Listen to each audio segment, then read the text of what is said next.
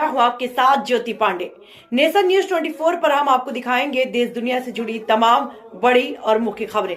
तो चलिए शुरुआत करते हैं कुछ खास खबरों से। प्रधानमंत्री आवास योजना के तहत किया गया उन्मुखीकरण गोष्ठी। जिले के कप्तानगंज क्षेत्र के अंतर्गत ग्राम पंचायत बेलवा उर्फ बैरिया व गिदाहा चक बैरिया पंचायत भवन के प्रांगण में प्रधानमंत्री आवास योजना ग्रामीण सर्वे 2024 के अंतर्गत उन्मुखीकरण गोष्ठी का आयोजन किया। इस कार्यक्रम में ग्राम विकास अधिकारी अखिलेश कुमार सोनकर, ग्राम प्रधान प्रतिनिधि प्रमोद पांडे, ग्राम पंचायत सदस्य गढ़ों में अच्छे लाल, राजेश्वर पांडे, हरिहर सिंह, राजू प्रसाद, उषा देवी, मीना देवी, रहीसून, निशा, मुंशी आलम आदि लोग शामिल रहे। आंगनवाड़ी कार्यकर्ता और आशा की उपस्थिति रही। ग्रामवासी गढ़ों में गुलाब सिंह, राम शब्द, छोटू, जोखू, रहीश, इस्ताक अली, रजा, निर्भय सिंह आदि लोग शामिल रहे।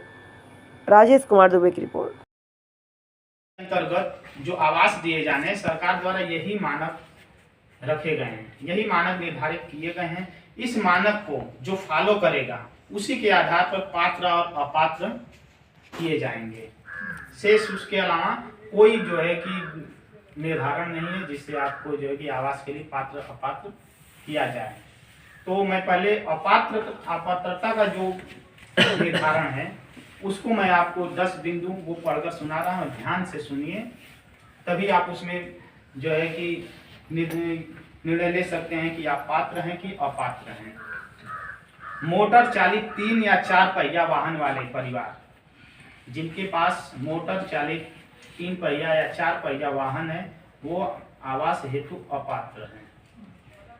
3 या 4 पहिया युक्त कृषि यंत्र वाले परिवार, जिसका कृषि यंत्र हो, ट्रैक्टर वगैरह, हाँ, ट्रैक्टर हुआ, टाली हुआ और कंपाइन हुआ, ये सब अगर हैं तो वो जो है अपात्र। न्यूनतम रखा गया 3 या 4 पहिया, अधिकतम तो कुछ भी हो सकता है।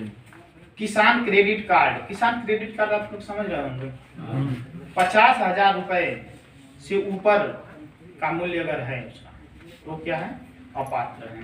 परिवार का कोई व्यक्ति कर्मचारी न, परिवार में अगर कोई व्यक्ति कर्मचारी है तो वो अपात्र है। परिवार का गैर कृषि उपक्रम जो सरकार से पंजीकृत हो, गैर कृषि उपक्रम अगर कोई आप फैक्ट्री बैठाए हुए हैं और सरकार द्वारा वो पंजीकृत है, इसका मतलब आप उसका जीएसटी वगैरह, आयकर वगैरह भर रहे हैं, तो वो अपात्र है। और अगर आप आयकर भी भर रहे हैं, सरकार को कर दे रहे हैं, टैक्स रिटर्न मिल रहा है आपको, आप कर रहे हैं, तो वहाँ भी क्या है, आप अपात्र हैं। आयकर दाता, पेशेवर कर दाता, ये भी 2 बिंदु हैं इसमें। फिर 2.5 एकड़ से अधिक सिंचित भूमि, सिंचित भूमि मतलब जिस पर आप क्या कर रहे हैं, कृषि कर रहे हैं, अगर 2.5 एकड़ है तो आप आवास हेतु अपात्र हैं। 5 एकड़ से अधिक असिंचित भूमि, अगर 5 एकड़ आपके पास जमीन है और उपज बुआई करे या ना करे उससे मतलब नहीं, अगर 5 एकड़ आपके परिवार में है भूमि तो आप अपात्र हैं। ये 10 बिंदु हैं। अगर ये 10 बिंदु में किसी को कुछ न समझ में आया हो तो बताएं। वाले परिवार, ये जो है पात्रता की श्रेणी में आ रहे हैं। फिर बेसहारा भीख मांग कर जीवन यापन करने वाले परिवार, हाथ से मैला ढोने वाले परिवार, आदिम जनजाति समूह के परिवार, वैधानिक रूप से मुक्त कराए गए बंधुआ मजदूर, अगर ऐसे परिवार हैं, इस 5 क्राइटेरिया को पूरा कर रहे हैं तो वो स्वतः पात्र हैं। उसमें कहीं भी ये इकवट नहीं है, उनको आवास ठीक है। अभी हमारी बातें सुनिए, फिर उसके बाद आप जो भी डाउट होगा वो करिएगा। और इसमें मैं जो 15 बिंदु पढ़ा हूँ पात्रता अपात्रता के, इसमें बार बार मैं परिवार शब्द का प्रयोग किया, तो आप लोगों को ये भी कंफर्म हो जाना चाहिए कि परिवार किसे कहेंगे। जानकारी के लिए यहाँ पर आप सभी लोगों को ग्राम पंचायतों में सूचना दी गई थी, लेकिन जिस हिसाब से जनसंख्या है गांव की, उस तरह की यहाँ भीड़ नहीं है। और अगर आप लोगों को जानकारी नहीं होगी तो आप लोग परेशान होंगे, आप लोग अंधेरे में रहेंगे। सभी लोग यही कहेंगे हम भी पात्र हैं, हम भी पात्र हैं। लेकिन सरकार के जो प्रधानमंत्री आवास ग्रामीण के लिए जो पात्रता है उसकी जानकारी होना बहुत जरूरी है। जब तक जानकारी नहीं होगी तब तक आप ना तो सही जगह पहुंच पाएंगे, ना तो जो है कि आप आवास का लाभ ले पाएंगे। वही दलाल के चक्कर में इधर उधर आप भटकते रहेंगे, आपसे वो पैसा भी लेगा, फिर कहेगा मैं सेक्रेटरी साहब से बात कर लिया हूँ, तो डीएम साहब के यहाँ बात कर लिया हूँ, बीडीओ साहब के यहाँ बात कर लिया हूँ, और आपका पैसा वो लेकर घन चक्कर हो जाएगा, उड़ जाएगा। फिर आप खोजते फिरेंगे। कभी मैं गांव में आऊंगा तो कहेंगे कि सेक्रेटरी साहब मैं लाल के कुछ पैसा लिया। कुल मिला जुला कर आवास के पात्रता की आपको जानकारी होगी, तब आप आश्वस्त हो जाएंगे कि नहीं, मैं कुछ भी करूं मुझे आवास नहीं मिल सकता है। किसी को भी कहीं भी एक पैसा देने की जरूरत नहीं है। आवास केवल मेरे आईडी से ही आपको मिलेगा। केवल सिंगल आईडी जनरेट हुई है, केवल सिंगल आईडी मिली है ग्राम पंचायत अधिकारी, ग्राम विकास अधिकारी।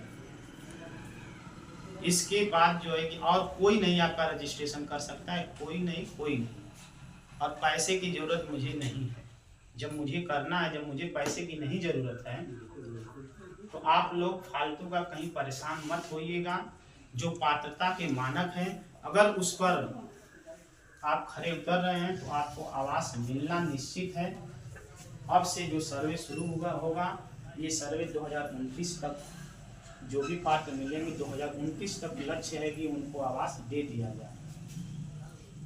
इस बीच में वरीयता क्रम जो है, जो भी क्रम से है कि 1 नंबर पर किसको मिलना चाहिए, 2 नंबर पर किसके, जैसे है ना कोई एकदम उसके पास घर ही नहीं है और किसी के पास झोपड़ी, तो पहले जो जिसके पास घर ही नहीं उसी को मिलना चाहिए, तो उसे 1 नंबर पर रखा जाएगा।